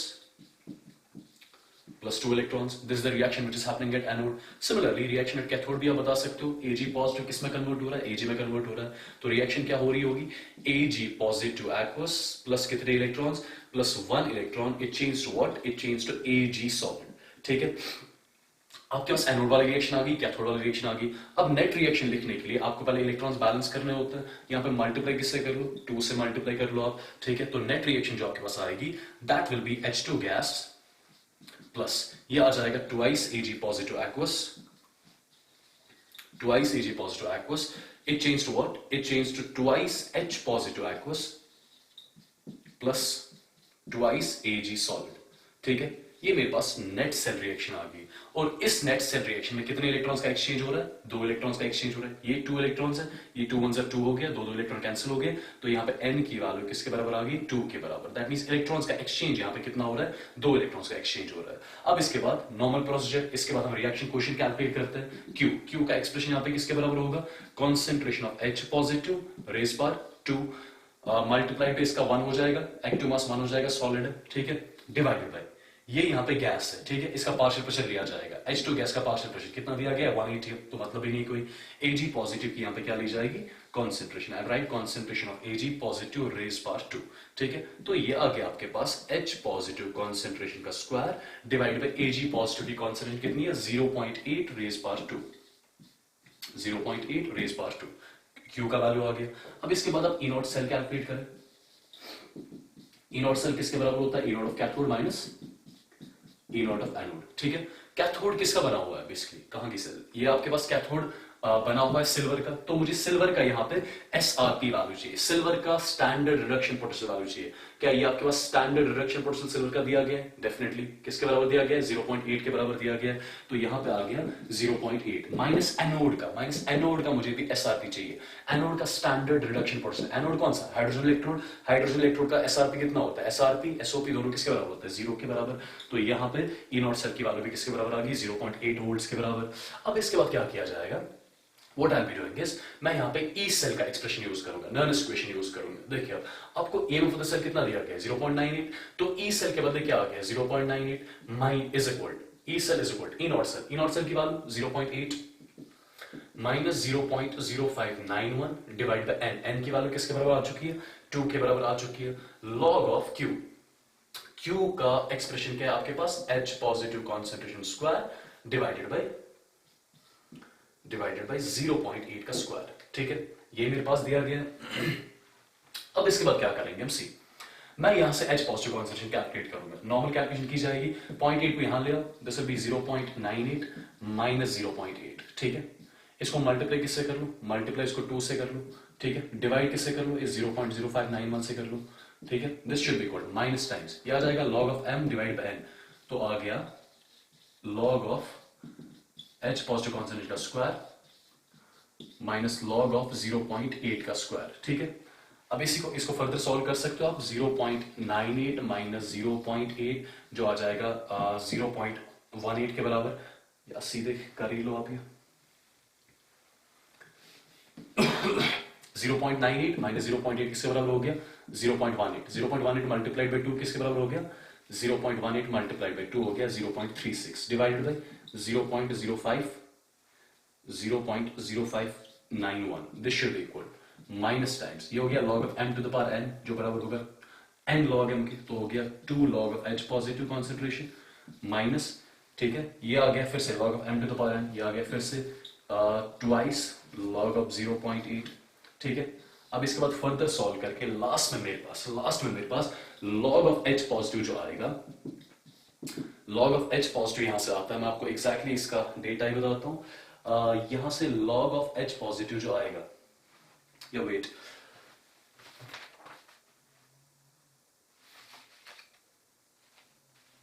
आपके पास log ऑफ H पॉजिटिव होता है -3.12 के बराबर, ये log ऑफ H पॉजिटिव आ गया। ठीक है, अगर मैं इस log को इस साइड ले लूं तो क्या बन जाएगा, एंटी लॉग बन जाएगा। ठीक है, तो आपके पास आ गया H positive concentration is equal anti log of -3.12 आ रहा था। ठीक है, अब अभी मैंने आपको बताया नेगेटिव्स का एंटी लॉग कैसे सॉल्व किया जाता है। ठीक है, इस -3.12 को हम स्प्लिट करेंगे, किस में स्प्लिट करेंगे, इसको -4 लिखूंगा मैं, प्लस 0.88 लिखूंगा। ठीक है, अब ये जो फ्रैक्शन है इसको ऐसे रहने दो, अभी ये जो यहाँ पे -4 है इसको सीधे लिखो आप 10 पावर -4 मल्टीप्लाई देखो 0.88, देखो किसका लॉग है, अगर मैं देखूं log ऑफ 8 की वैल्यू ऑलमोस्ट 0.88 होती है, तो मल्टीप्लाई करूंगा मैं 8 से। ठीक है, मुझे देखना होता है ये नंबर किसका लॉग है, बेसिकली 8 का लॉग है। ठीक है, तो मेरे पास यहाँ पे H पॉजिटिव की कॉन्सेंट्रेशन आ गई, H पॉजिटिव की कॉन्सेंट्रेशन आ गई 8 × 10 पावर -4। ठीक है, बट मुझे कैलकुलेट क्या करना है, मुझे यहाँ पे डिग्री ऑफ डिस्टेंस कैलकुलेट करना है, मुझे अल्फा की वैल्यू कैलकुलेट करनी है, अल्फा की वैल्यू कैलकुलेट करनी है। ठीक है, देखो अल्फा की वैल्यू आप कैलकुलेट कैसे करी जाएगी, this question is almost done. देखिए आप जो मैंने वहां पे बॉक्स में रखा हुआ है H positive concentration, H positive concentration is equal C alpha is equal 1.3, या सीधे लिख सकता हूं H positive concentration is equal 1.3 multiplied by 10 power -3 multiplied by alpha. क्या मेरे पास H पॉजिटिव कॉन्सेंट्रेशन आ गई, किसके बराबर है 8 multiplied by 10 power -4, this is equal 1.3 multiplied by 10 power -3 multiplied by alpha, तो यहां से आपके पास अल्फा की वैल्यू 0.6 के बराबर आ जाएगी। यही अल्फा जो होता है इसको बोलते हैं बेसिकली हम डिग्री ऑफ डिसोसिएशन, यही डिग्री ऑफ डिसोसिएशन हमें कैलकुलेट कर रहा था, जिसकी वैल्यू कितनी आ गई 0.6 के बराबर आ गई। ऑलराइट, तो जो हमारा नेक्स्ट टॉपिक है that's what we call as concentration cell. ठीक है, देखिए अभी तक जो भी हमने सेल्स पढ़ी, चाहे डैनियल सेल पढ़ी, डैनियल सेल की बात करते हैं, डैनियल सेल में हमने 2 डिफरेंट इलेक्ट्रोड्स लिए थे, एक जिंक वाला इलेक्ट्रोड लिया था, एक कॉपर वाला इलेक्ट्रोड लिया था, और दोनों को कनेक्ट किया था वाया सॉल्ट ब्रिज, और ऊपर से उनको कनेक्ट किया था यूजिंग वोल्टमीटर। ठीक है, अब ये कॉन्सेंट्रेशन सेल एक ऐसी सेल होती है जिसमें 2 सेम इलेक्ट्रोड्स यूज किए जाएंगे। अभी तक जो हमने डायनल सेल पढ़ी, जो हमने गैल्वेनिक सेल्स पढ़ी, हम 2 डिफरेंट इलेक्ट्रोड्स यूज कर रहे थे, उनको कनेक्ट कर रहे थे। यहां पे कॉन्सेंट्रेशन सेल्स में क्या किया जाएगा, यहां पे 2 सेम इलेक्ट्रोड्स को यूज किया जाएगा। मतलब एक साइड से for example zinc electrode use कर रहा हूं मैं, दूसरी साइड से भी मैं जिंक इलेक्ट्रोड यूज करूंगा। ठीक है, तो सबसे पहली चीज कॉन्सेंट्रेशन सेल्स में क्या होती है, हम यहां पे 2 सेम इलेक्ट्रोड्स यूज करते हैं। ठीक, बट जो हम दो सेम इलेक्ट्रोड्स यहां पे यूज करेंगे, उन इलेक्ट्रोड्स में इलेक्ट्रोलाइट्स की कॉन्सेंट्रेशन हम डिफरेंट रखेंगे, ठीक है। And we know concentration change करने से, इलेक्ट्रोलाइट की कॉन्सेंट्रेशन चेंज करने से एक इलेक्ट्रोड का इलेक्ट्रोड पोटेंशियल चेंज होता है, ठीक है। मतलब अगर मैं यहां पे दो सेम इलेक्ट्रोड्स लूंगा, उनको कनेक्ट करूंगा, बट इलेक्ट्रोड्स को इलेक्ट्रोड्स में जो इलेक्ट्रोलाइट्स आपने यूज किए होंगे उनकी कॉन्सेंट्रेशन में डिफरेंट रखूंगा, ठीक है। कॉन्सेंट्रेशन डिफरेंट रखने की वजह से दोनों इलेक्ट्रोड्स का इलेक्ट्रोड पोटेंशियल डिफरेंट हो जाएगा, जिसकी वजह से दोनों इलेक्ट्रोड्स के बीच में पोटेंशियल डिफरेंस आ जाएगी। एंड वी नो जब भी एक सेल में पोटेंशियल डिफरेंस आ जाती है, करंट जनरेट होती है, ठीक है। तो फर्स्ट ऑफ ऑल ये जो कॉन्सेंट्रेशन सेल होती है, ये कॉन्सेंट्रेशन सेल कैसे वर्क करती है? I say in this cell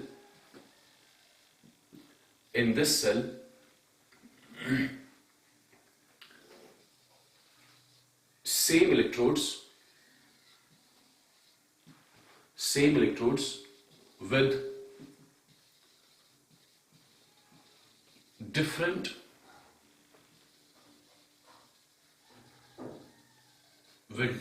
electrolytic concentrations.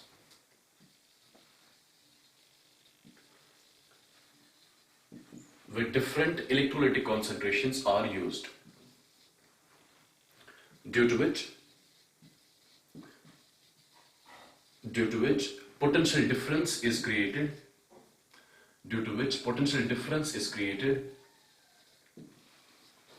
between the electrodes,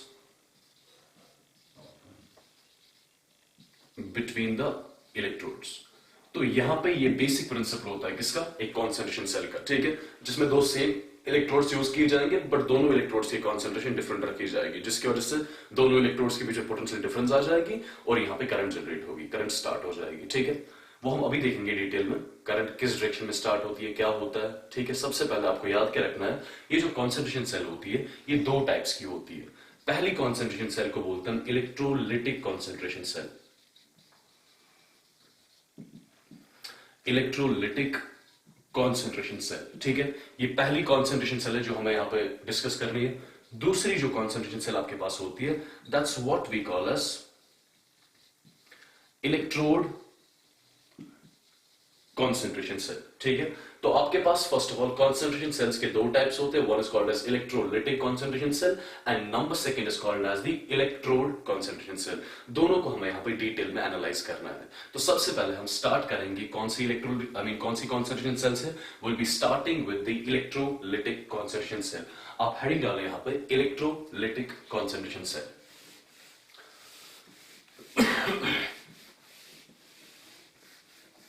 सबसे पहले इलेक्ट्रोलिटिक कॉन्सेंट्रेशन सेल की कंस्ट्रक्शन आपको बताऊंगा, उसके बाद इसमें ईएमएफ या पोटेंशियल डिफरेंस कैसे जनरेट होती है वो भी डिटेल में एनालाइज करा जाएगा, ठीक है।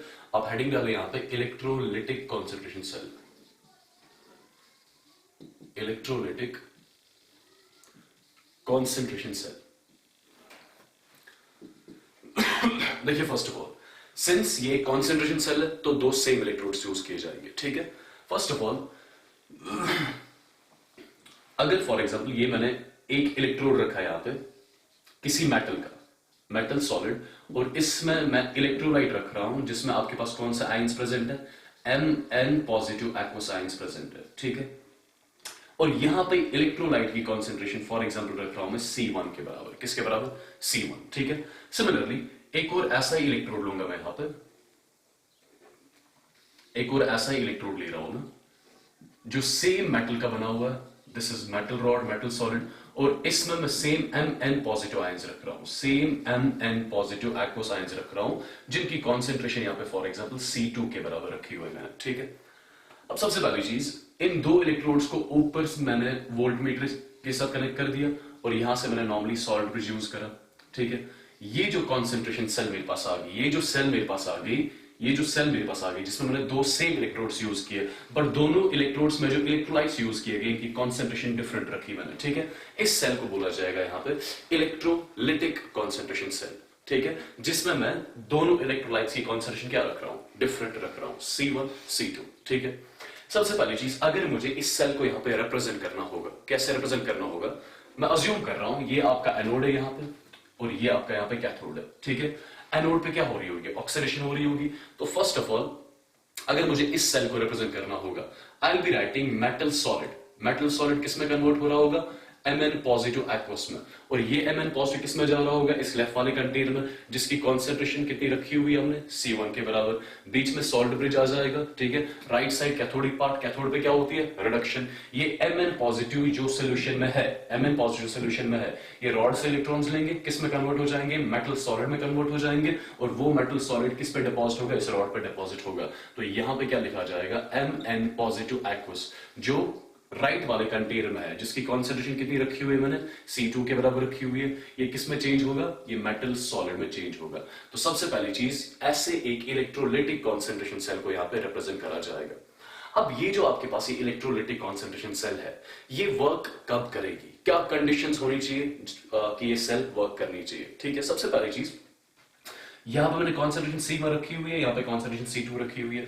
दोनों इलेक्ट्रोलाइट्स की कॉन्सेंट्रेशन डिफरेंट है, ठीक है। और जब इलेक्ट्रोलाइट्स की कॉन्सेंट्रेशन अगर डिफरेंट रखी हुई है मैंने, क्या नहीं से इन दोनों इलेक्ट्रोड्स का जो इलेक्ट्रोड पोटेंशियल होगा वो डिफरेंट होगा। डेफिनेटली दोनों इलेक्ट्रोड्स का इलेक्ट्रोड पोटेंशियल डिफरेंट होगा, जिसकी वजह से इन दोनों इलेक्ट्रोड्स के बीच में पोटेंशियल डिफरेंस आ जाएगी और सेल वर्क करेगी, ठीक है। अब क्या कंडीशंस है सेल के वर्क करने के लिए, सेल के सेल रिएक्शंस को स्पॉन्टेनियस बनाने के लिए, वो हम कुछ देर में आपको बताएंगे, ठीक है। सबसे पहली चीज, अगर मैं इस इलेक्ट्रोलाइटिक कॉन्सेंट्रेशन सेल के लिए ई नॉट सेल देखूं, E not cell we know किसके बराबर होता है? E not of cathode minus E not of anode, ठीक है। What is E not cell? सबसे पहले ई नॉट सेल को बोलते हैं standard EMF of the cell. मतलब इस सेल का ईएमएफ जब कैलकुलेट करा जाएगा स्टैंडर्ड कंडीशंस पे। स्टैंडर्ड कंडीशंस क्या होती थी? जब टेंपरेचर 298 केल्विन रखा जाता था, जब प्रेशर यहाँ पे 1 बार रखा जाता था, और इन इलेक्ट्रोलाइट्स की कॉन्सेंट्रेशन कितनी रखी जाती थी? 1 मोलर रखी जाती थी। अगर फर्स्ट ऑफ ऑल मैं स्टैंडर्ड ईएमएफ की बात करूं, स्टैंडर्ड ईएमएफ पे इन इलेक्ट्रोलाइट्स की कॉन्सेंट्रेशन कितनी रखी जाएगी? 1 मोलर रखी जाएगी। अगर मैंने दोनों इलेक्ट्रोलाइट्स की कॉन्सेंट्रेशन 1 मोलर रख ली, उस टाइम पे क्या नहीं से ये जो standard reduction potential of cathode और standard reduction potential of anode जो होगा वो बराबर होगा, बिकॉज दोनों इलेक्ट्रोड सेम है, ठीक है। और फर्स्ट ऑफ ऑल दोनों इलेक्ट्रोड सेम है। अब मैं इनकी कॉन्सेंट्रेशन 1 मोलर रखने जा रहा हूं, ठीक है। तो फर्स्ट ऑफ ऑल यहां पे कॉन्सेंट्रेशन सेम हो जाएगी, दोनों इलेक्ट्रोड सेम हो जाएंगे, दोनों का स्टैंडर्ड रिडक्शन पोटेंशियल बोलो या स्टैंडर्ड ऑक्सीडेशन पोटेंशियल दोनों का सेम हो जाएगा, जिसकी वजह से कोई पोटेंशियल डिफरेंस उस टाइम पे नहीं होगी। आई विल से किसी भी कॉन्सेंट्रेशन सेल के लिए ई नॉट सेल की वैल्यू हमेशा किसके बराबर होती है? 0 के बराबर होती है, ठीक है। क्यों? बिकॉज यहां पे कॉन्सेंट्रेशन, जब मैं स्टैंडर्ड ईएमएफ की बात करूंगा, मुझे यहां पे इलेक्ट्रोलाइट्स की कॉन्सेंट्रेशन सेम रखनी होगी, जिसकी वजह से दोनों की इलेक्ट्रोड पोटेंशियल, दोनों इलेक्ट्रोड्स का इलेक्ट्रोड पोटेंशियल बराबर हो जाएगा और कोई पोटेंशियल डिफरेंस यहां पे क्रिएट नहीं होगी। So first point which we are suppose to remember, जब भी हम कॉन्सेंट्रेशन सेल की बात करेंगे, कॉन्सेंट्रेशन सेल में ई नॉट सेल की वैल्यू हमेशा किसके बराबर ली जाएगी? 0 के बराबर ली जाएगी, ठीक है। अब इसके बाद ये सेल जो होगी ये वर्क कैसे करेगी? सिंपल सा कॉन्सेप्ट, सॉल्ट ब्रिज के लेफ्ट साइड आपका क्या होता है? एनोड। सॉल्ट ब्रिज के राइट साइड क्या होता है? कैथोड। सबसे पहले I will be writing reaction at anode. Anode पे वी नो क्या होती है? ऑक्सीडेशन। ये मेटल किस में चेंज हो रहा है? Mn पॉजिटिव में चेंज हो रहा है, तो रिएक्शन आप लिखोगे यहां पे metal solid it change to Mn positive aqueous, ठीक है, जिसकी कॉन्सेंट्रेशन किसके बराबर है? C1 के बराबर। प्लस कितने इलेक्ट्रॉन्स लूज करेगा? ये n इलेक्ट्रॉन्स लूज करेगा, ठीक है। This is the reaction which is happening at anode. Similarly reaction at cathode, cathode वाली रिएक्शन क्या हो रही होगी? Mn पॉजिटिव किस में कन्वर्ट हो रहा है? M सॉलिड में कन्वर्ट हो रहा है, तो I will be writing Mn positive aqueous, जिसकी कॉन्सेंट्रेशन किसके बराबर है? जिसकी कॉन्सेंट्रेशन C2 के बराबर है। ये n इलेक्ट्रॉन्स एक्सेप्ट करेगा, किस में कन्वर्ट हो जाएगा? मेटल सॉलिड में कन्वर्ट हो जाएगा, ठीक है। अब फर्स्ट ऑफ ऑल क्या मैं दोनों रिएक्शंस को यहां पे डायरेक्टली ऐड कर सकता हूं? डेफिनेटली, बिकॉज़ यहां पे इलेक्ट्रॉन्स कितने n, यहां भी इलेक्ट्रॉन्स कितने n, तो n इलेक्ट्रॉन्स कैंसिल हो गए। तो आप देख रहे हो यहां पे इलेक्ट्रॉन्स का एक्सचेंज कितना हो रहा है? यहां पे n इलेक्ट्रॉन्स का एक्सचेंज हो रहा है इस नेट सेल रिएक्शन में। और नेट सेल रिएक्शन जब लिखोगे आप, आपको इस एनोड वाली रिएक्शन और कैथोड वाली रिएक्शन को ऐड करना होगा, ठीक है। तो ये मेटल सॉलिड और ये मेटल सॉलिड कैंसिल हो जाएगा, बट ये Mn पॉजिटिव और Mn पॉजिटिव कैंसिल नहीं होंगे, बिकॉज़ यहां पे कॉन्सेंट्रेशन दोनों की डिफरेंट है। तो यहां पे आपके पास एक नेट सेल रिएक्शन आ गई Mn पॉजिटिव एक्वस, जिसकी कॉन्सेंट्रेशन C2 के बराबर है। It change to what? It change to Mn positive aqueous, जिसकी कॉन्सेंट्रेशन किसके बराबर है? C1 के बराबर है, ठीक है। ये आपके पास नेट सेल रिएक्शन आ गई इस इलेक्ट्रोलाइटिक कॉन्सेंट्रेशन सेल की, ठीक। अब इसके बाद यहां पे इलेक्ट्रॉन्स का एक्सचेंज कितना हो रहा है? n इलेक्ट्रॉन्स का एक्सचेंज हो रहा है, ये चीज भी क्लियर है आपको, ठीक है। एंड वी नो सिंस ये कॉन्सेंट्रेशन सेल है, इसके लिए ई नॉट सेल की वैल्यू किसके बराबर है? 0 के बराबर। क्या मैं यहां पे रिएक्शन क्वेश्चन का एक्सप्रेशन लिख सकता हूं? Definitely I will be starting from the products. I will write the concentration of Mn positive, ये वाला Mn पॉजिटिव, इसकी कॉन्सेंट्रेशन कितनी है? C1, ठीक है, divided by concentration of this Mn positive, response to stoichiometric coefficient, इस Mn positive की concentration कितनी है C2, ठीक है, तो Q बराबर आ गया C1 डिवाइड बाय C2, या C1 को लिख सकते हैं हम, C1 है क्या basically, C1 is the concentration of electrolyte in anode, यहां पे लिखूंगा मैं concentration of electrolyte in anode container, ठीक है, divided by concentration of electrolyte in cathodic container, ठीक है, ऐसे भी लिख सकता हूं मैं, ठीक, and we know E not cell किसके बराबर है, ई नॉट सेल यहां पे 0 के बराबर है। अब अगर यहां पे इस सेल में, इस इलेक्ट्रोलाइटिक कॉन्सेंट्रेशन सेल में नर्निस्ट इक्वेशन में यूज करूं, देखिए होगा क्या उससे। फर्स्ट ऑफ ऑल यहां पे ई नॉट सेल भी किसके बराबर है, ई नॉट सेल यहां पे 0 के बराबर है, ठीक है। अब इसके बाद अगर मैं इसी इलेक्ट्रोलाइटिक कॉन्सेंट्रेशन में क्या कर रहा हूं, यहां पे फॉर एग्जांपल मैं नर्निस्ट इक्वेशन यूज कर रहा हूं। नर्निस्ट इक्वेशन कैसे यूज करी जाएगी, फर्स्ट ऑफ ऑल मैं लिखूंगा E cell is equal to E not cell की वैल्यू 0 के बराबर माइनस 0.0591 डिवाइड बाय इलेक्ट्रॉन्स का एक्सचेंज कितना हो रहा है n log of q q की वैल्यू लिख सकता हूं मैं concentration of electrolyte in anode divided by concentration of electrolyte in cathode, ठीक है। तो फर्स्ट ऑफ ऑल अगर मैं इस माइनस से इस लॉग को मल्टीप्लाई करूं तो मेरे पास यहां पे आ जाएगा E cell is equal to 0.0591 divided by n, ये आ जाएगा log of concentration of cathode divided by concentration of electrolyte in anode, ठीक है। तो फर्स्ट ऑफ ऑल जब भी आपके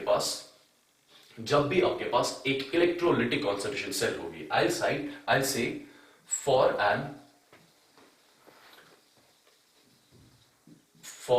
electrolytic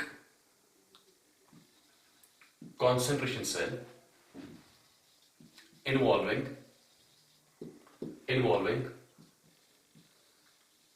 metal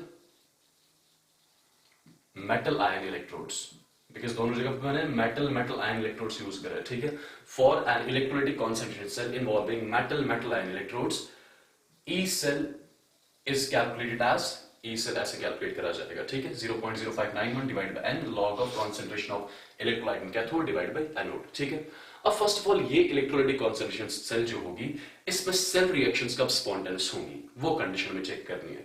सबसे पहली चीज, किसी भी सेल के वर्क करने के लिए, किसी भी सेल में सेल रिएक्शंस को स्पॉन्टेनियस बनाने के लिए ई सेल की वैल्यू क्या होनी चाहिए, ई सेल की value should be greater than 0, ठीक है। तब जाके यहां पे क्या होगा, तब जाके यहां पे सेल रिएक्शन स्पॉन्टेनियस होंगी, और अगर सेल रिएक्शन स्पॉन्टेनियस हुई दैट मींस ये सेल नॉर्मली एक गैल्वेनिक सेल की तरह काम करेगा, जिसमें इलेक्ट्रॉन्स की मूवमेंट एनोड से कैथोड तक होगी और करंट की मूवमेंट कैथोड से एनोड तक होगी, ठीक है।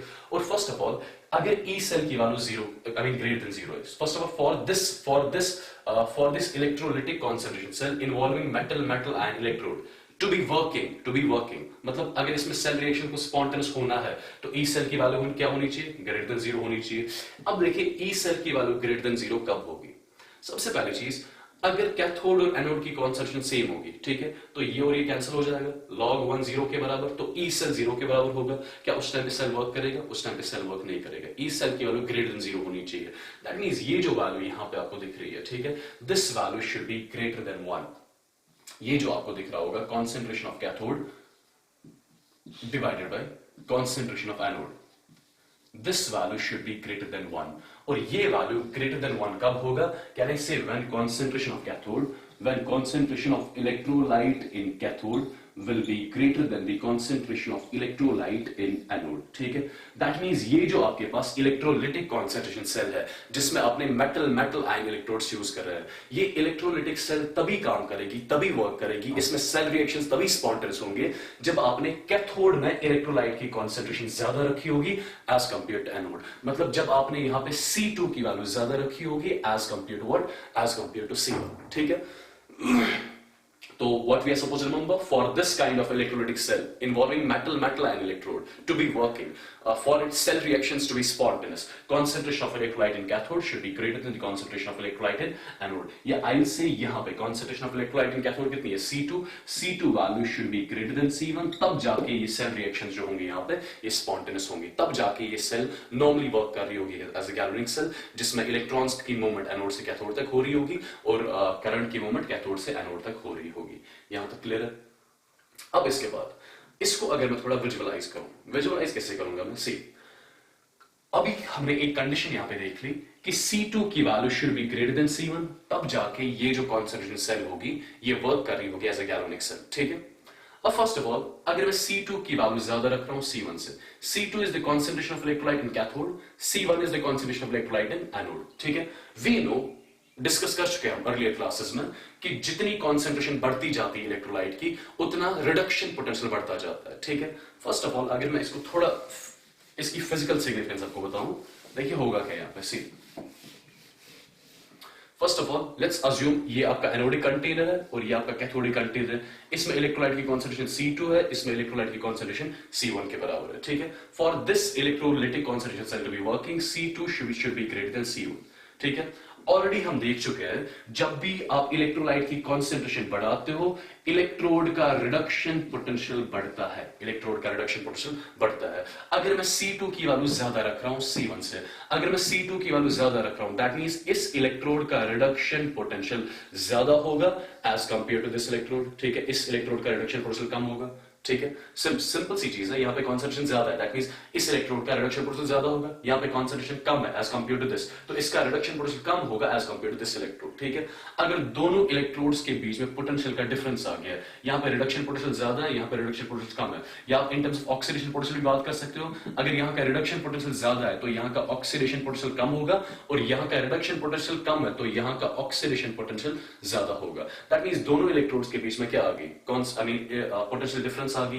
एंड वी नो जब भी सेल में पोटेंशियल डिफरेंस आ जाती है करंट खुद ब खुद जनरेट होती है। अब ध्यान से देखिए आप, यहाँ का रिडक्शन पोटेंशियल ज्यादा है दैट मींस यहाँ के रिडक्शन होने के चांसेस ज्यादा है। अगर यहाँ के रिडक्शन होने के चांसेस ज्यादा है तो नॉर्मली ये कैथोड की तरह एक्ट करेगा, तो खुद ब खुद ये किसकी तरह एक्ट करेगा, एनोड की तरह एक्ट करेगा, ठीक है। दैट मींस यहाँ पे ऑक्सीडेशन स्टार्ट होगी, यहाँ पे रिडक्शन स्टार्ट होगी, इलेक्ट्रॉन्स की मूवमेंट एनोड से कैथोड तक होगी और करंट की मूवमेंट कैथोड से एनोड तक होगी। This is what we call as the electrolytic concentration cell, ठीक है। अब इस पे एक बेसिक क्वेश्चन करते हैं, उससे थोड़ा और क्लियर हो जाएगा आपको। व्हाट इज दैट, सी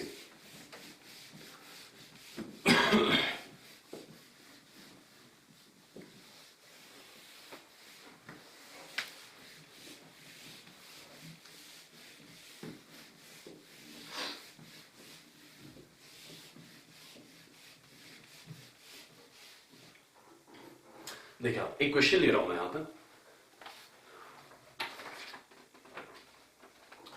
आपके पास एक क्वेश्चन दिया गया है, फॉर द सेल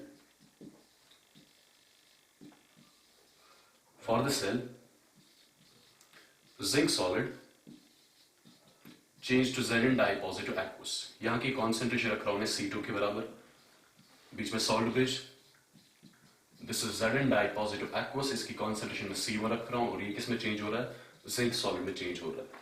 आपको बताना है which of the following statements are correct, which of the following statements are correct. सबसे पहला स्टेटमेंट है the cell reaction will be spontaneous if C1 is greater than C2, ठीक है। This is number one. Number two,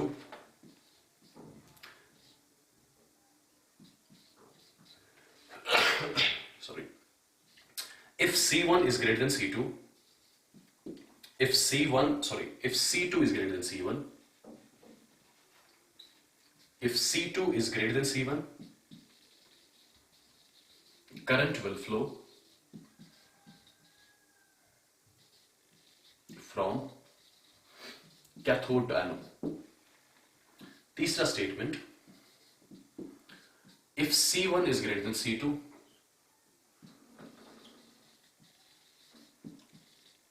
current will flow from cathode to anode, ठीक है। और last option यहां का है, if C1 is equal to C2, if C1 is equal to C2, cell will not work। ये चार options आपके पास दिए गए और चारों में से बताना है कौन से ऑप्शन सही है और कौन से ऑप्शंस गलत है।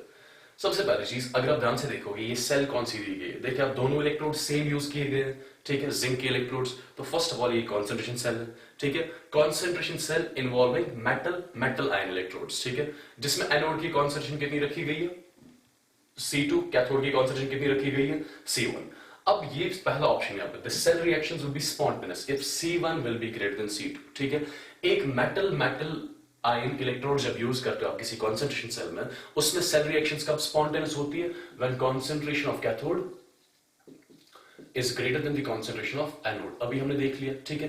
कैथोड की कॉन्सेंट्रेशन कितनी है? C1, ठीक है। C1 should be greater than C2, तब जाके यहाँ पे सेल रिएक्शंस क्या होंगी? स्पॉन्टेनियस होगी, तब यहाँ पे सेल वर्क करेगी। तो पहला वाला ऑप्शन इसका सही है, ठीक है। दूसरा option, if C2 is greater than C1, current will flow from cathode to anode, ठीक है। अगर एनोड की कॉन्सेंट्रेशन ज्यादा है, कैथोड की कॉन्सेंट्रेशन कम है, क्या यहाँ पे सेल रिएक्शन स्पॉन्टेनियस होंगी? सेल रिएक्शन बिल्कुल भी स्पॉन्टेनियस नहीं होंगी, बिकॉज सेल रिएक्शंस की स्पॉन्टेनियस होने के लिए C1 should be greater than C2, मतलब ये वाली कॉन्सेंट्रेशन शुड बी ज्यादा एज कंपेयर टू दिस, ठीक है। बट ये इसका उल्टा बोल रहा है, अगर C2 ज्यादा है C1 से, क्या यहाँ पे करंट फ्लो होगी फ्रॉम कैथोड टू एनोड? नहीं, यहाँ पे करंट फ्लो नहीं होगी। क्यों? बिकॉज अगर आप C2 की वैल्यू ज्यादा रख रहे हो, C1 की वैल्यू कम रख रहे हो, ठीक है, तो cell reactions first of all spontaneous नहीं होंगे, मतलब ये एक गैल्वेनिक सेल की तरह बिहेव नहीं करेगा, ठीक है। अगर सेल रिएक्शन स्पॉन्टेनियस नहीं है तो करंट फ्लो नहीं होगा फ्रॉम कैथोड टू एनोड, ठीक। तो दूसरा ऑप्शन इसका गलत हो गया यहां पे, ठीक। अब तीसरा option, if C1 is greater than C2, अगर C1 की वैल्यू ज्यादा है, C2 की वैल्यू कम है, ठीक है, current will flow from cathode to anode, जो बिल्कुल सही है।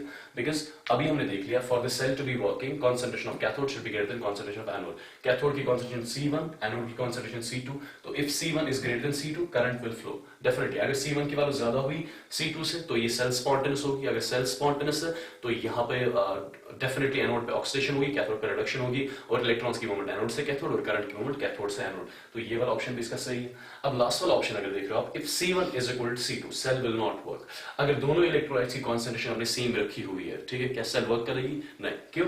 अगर दोनों इलेक्ट्रोलाइट्स की कॉन्सेंट्रेशन हमने सेम रखी होगी तो दोनों इलेक्ट्रोड्स का इलेक्ट्रोड पोटेंशियल बराबर हो जाएगा, जिसकी वजह से सेल में कोई पोटेंशियल डिफरेंस क्रिएट नहीं होगी। अगर सेल में कोई पोटेंशियल डिफरेंस क्रिएट नहीं होगी तो यहाँ पे करंट जनरेट नहीं होगा। तो ये वाला ऑप्शन भी सही है, if C1 is equal to C2, cell will not work.